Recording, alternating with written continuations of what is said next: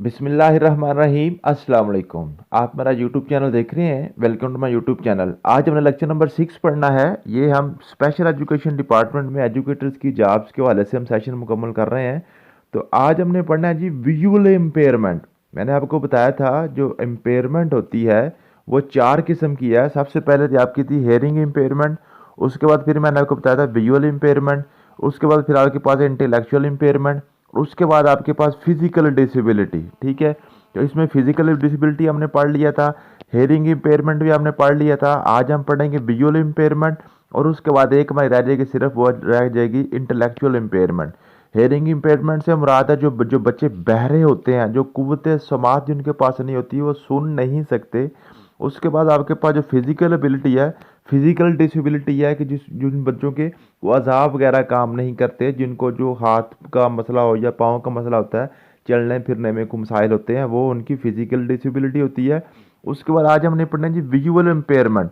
Visual impairment है जी ऐसे बच्चे, ऐसे अफराद, ऐसे इंसान जो देख नहीं सकते, खुदा न खास्ता जिनके पास जो है ना कुव्वत बसारत नहीं होती। ठीक है, उनको हम पढ़ते हैं जी विजुअल विजुअल विजुअल इम्पेयरमेंट। और उसके बाद इंटेलेक्चुअल इम्पेयरमेंट वो होती है जो जिनका ज़हनी तवाज़ुन दुरुस्त नहीं होता। तो ये 4 किस्म की हमने इम्पेयरमेंट पढ़नी है।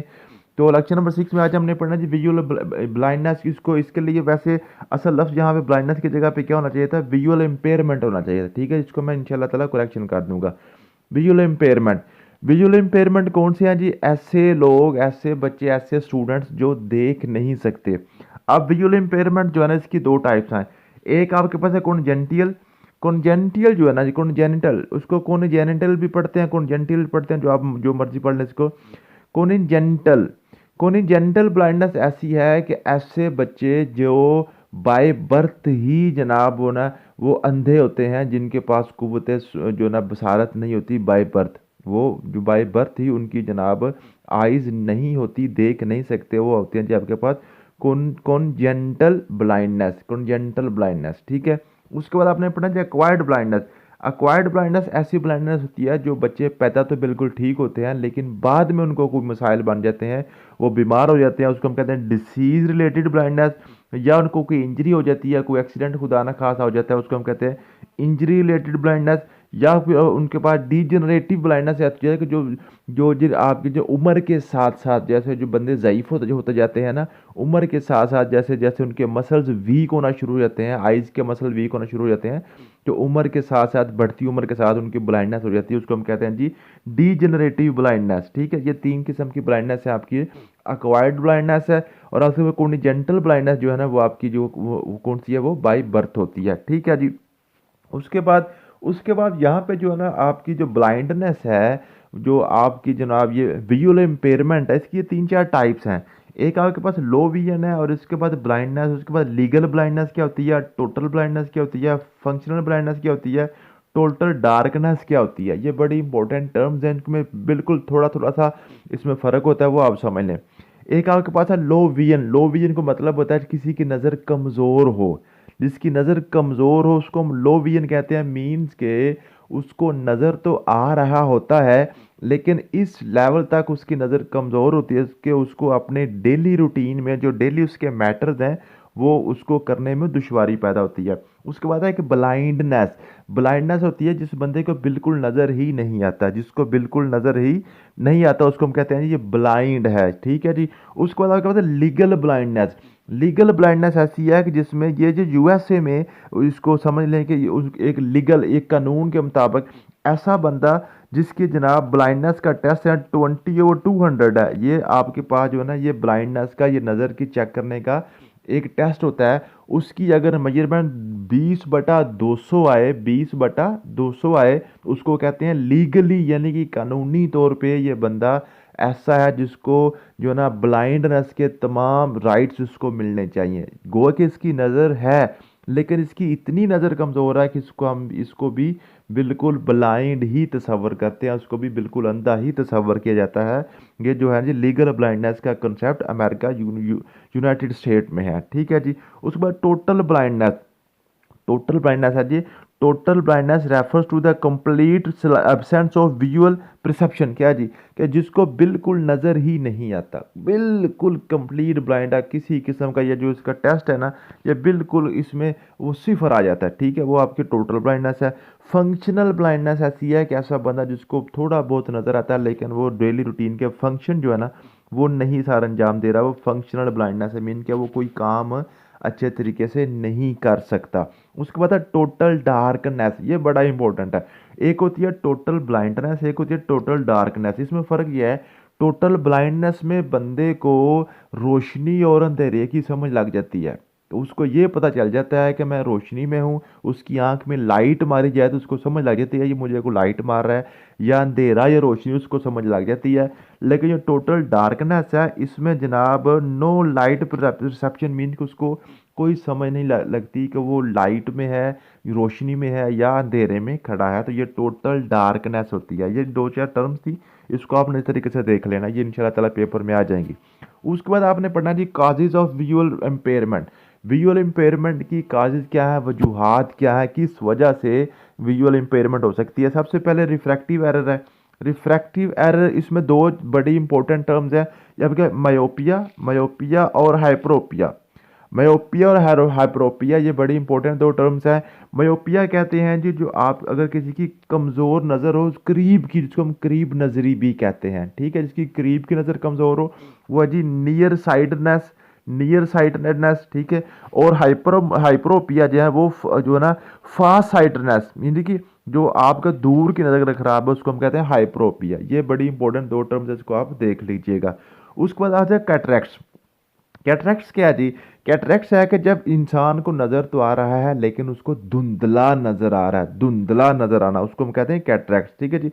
उसके बाद ग्लोकोमा है। ग्लोकोमा क्या है जी, ग्लोकोमा है जी किसी ऑप्टिक नर्व्स जो है ना उसमें इंटर जो ना आपके जो है नर्व्स हैं वो उसमें जनाब वो थोड़ी सी कमज़ोर हो जाती हैं, आंख के अंदर मसाला आ जाता है, उसको हम कहते हैं ग्लोकोमा कहते हैं, ठीक है जी। इसी तरह उसको अब मैक्यूलर डिजनरेशन है, डायबिटिक, डायबिटिक मीन के जिस बंदे को शुगर होती है ना, शुगर की वजह से भी नज़र जो है ना उस पर इफेक्ट हो जाता है, नज़र ख़त्म हो सकती है, ठीक है जी। ये कुछ इसके जो है ना ये जो है ना काजेज हैं, ये आपने देख लेने हैं। उसके बाद ह्यूमन आई एनाटोमी है, जो इंसान की आंख की साख्त है ना, ये बड़ा इंपॉर्टेंट है। कल जैसे मैंने आपको हेयरिंग इम्पेयरमेंट में इंसान के कान के वाले से कुछ चीज़ें लेकर दी थी ना, इसी तरह आपने इंसान की आंख के हवाले से ये 12-14 टर्म्स बनती हैं, बिल्कुल आसान सान टर्म्स हैं, ठीक है, बिल्कुल सिंपल सिंपल टर्म में, इसमें किस्म किस्म की ऐसी कोई नहीं है।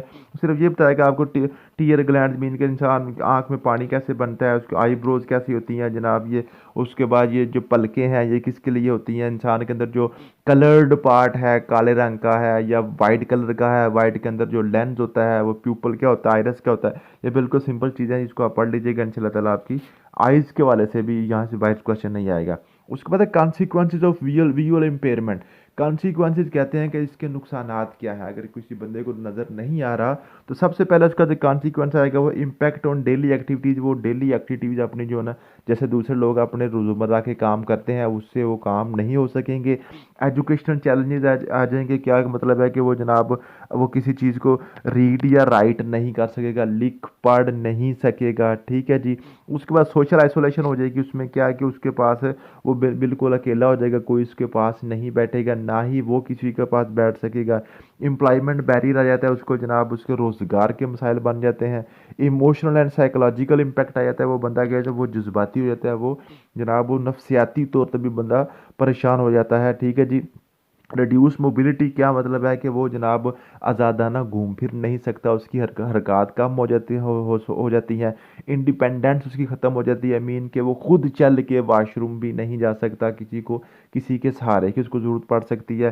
सेफ्टी कंसर्न मीन कि उस बंदे को सेफ्टी कंसर्न आ जाएंगे, उसको अपनी हिफाजत जो है ना वो नहीं कर सकेगा, अगर वो जा रहा है आगे से कोई जनाब कोई पानी आ गया या कोई कोई खुदा न खास्ता कोई मोटरसाइकिल या गाड़ी आ रही है तो उसको नहीं समझ लगेगी, वो एक्सीडेंट उसका हो सकता है, ठीक है जी। पर्सनल केयर आपने नहीं कर सकेगा, ये सारी चीज़ें वो पूछ सकते हैं आपसे कि बताएं जी विजुअल इम्पेयरमेंट में कौन कौन सी नीचे जो है ना दिए गए आंसर में से बताएं कि विजुअल इम्पेयरमेंट की वजह से क्या बंदा अच्छे तरीके से खा नहीं सकता, अच्छे तरीके से चल नहीं सकता या सो नहीं सकता, तो इट मीन सो तो वो सकता है, चलना खाना पीना वगैरह विजुअल इम्पेयरमेंट में आता है, ठीक है जी। इस तरह से वो एक दो क्वेश्चन बना सकता है। डायग्नोसिस डायग्नोज आपने किस तरह करना है विजुअल इम्पेयरमेंट का, इसके लिए बड़ा इंपॉर्टेंट सबसे चीज़ है वो स्नेलन चार्ट है। स्नेलन चार्ट आपने आप हर बंदे ने देखा होगा में से, जब भी आप किसी भी आंखों के डॉक्टर के पास जाते हैं ना, तो वो आपके सामने एक चार्ट के ऊपर बड़ी ABC के कुछ हरूफ बड़े लिखे होते हैं, कुछ छोटे लिखे होते हैं, छोटे छोटे, या अलिफ बे के कुछ हरूफ लिखे होते हैं। तो वो कहता है आप दिखाएं जी, पढ़ के मुझे बताएं ये क्या लिखा हुआ है। तो आस्ता जब आप पढ़ते हैं फिर वो नीचे वाली लाइन पर चला जाता है, फिर उससे नीचे वाली लाइन पर चला जाता है।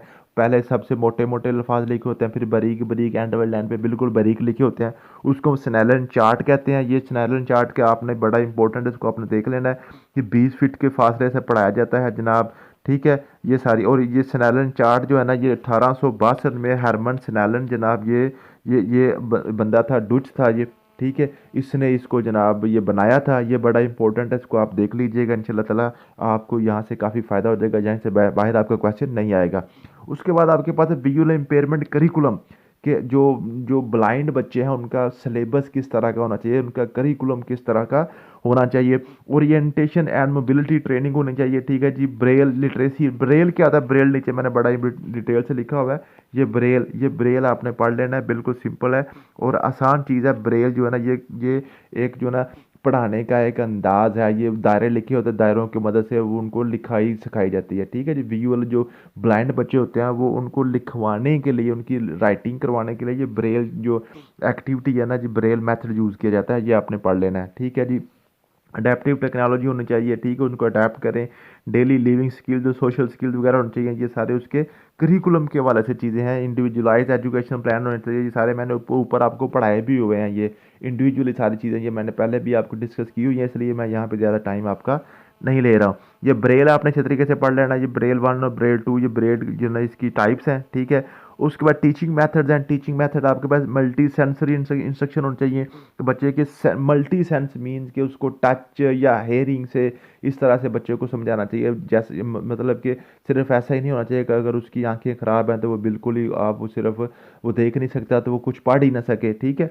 आप मल्टी सेंसरी इंस्ट्रक्शन दें कि जिससे बच्चा सुन के या हाथ लगा के या टच करके भी कुछ चीज़ों को समझ सके, ठीक है जी। ब्रेल इंस्ट्रक्शंस आपने देनी है, ब्रेल ऊपर मैंने आपको बताया बड़ा इंपॉर्टेंट है, इसको आपने पढ़ लेना है। ऑडिटरी इंस्ट्रक्शन देनी है, मीन के उसको ऑडिटरी मीन के ऑडियो आपने देनी है, मीन के उस जो कि उसको देख वो दिखाई नहीं देता तो उसको आपने क्या करना है, ऑडियो मैसेज के जरिए ज़्यादा से ज़्यादा कोशिश करनी है उसको पढ़ाया जाए, ठीक है। अडेप्टिव टेक्नोलॉजी आपने यूज़ करनी है। ओरिएंटेशन एंड मोबिलिटी ट्रेनिंग होनी चाहिए, ठीक है जी। टैक्टिक्स, ग्राफिक्स वगैरह, सेंसरी स्टोरीज वगैरह होनी चाहिए। कोलैबोरेटिव लर्निंग होनी चाहिए। स्ट्रक्चर, लिविंग एनवायरनमेंट, ये सारी चीज़ें मैंने ऊपर आपको पढ़ाई हुई है पहले, जो आपका जो जो जनरल टॉपिक्स थे, ठीक है जी। तो उसके बाद ये आपके पास क्वेश्चन फॉर MCQ डेटा है, ये तकरीबन ये मैंने 70 के करीब क्वेश्चन लिखे हैं, 76 क्वेश्चन है, ठीक है। ये क्वेश्चन के साथ आपको आंसर भी दिए गए हैं। ऊपर आप पहला पैरा ऊपर जो है ना सारा थ्योरी आप पढ़ लें, थ्योरी पढ़ने के बाद ये क्वेश्चन आंसर आप याद कर लें, इंशाल्लाह ताला आपका विजुअल इम्पेयरमेंट के वजह से क्वेश्चन इससे बाहर नहीं आएगा। इसके बाद हमारा इंटेलेक्चुअल इम्पेयरमेंट रह गया और उसके बाद 2 लेक्चर आपके और होंगे, तो आपका ये सिलेबस कवर हो जाएगा। थैंक यू सो मच, मिलते हैं नेक्स्ट वीडियो में। अल्लाह हाफिज़।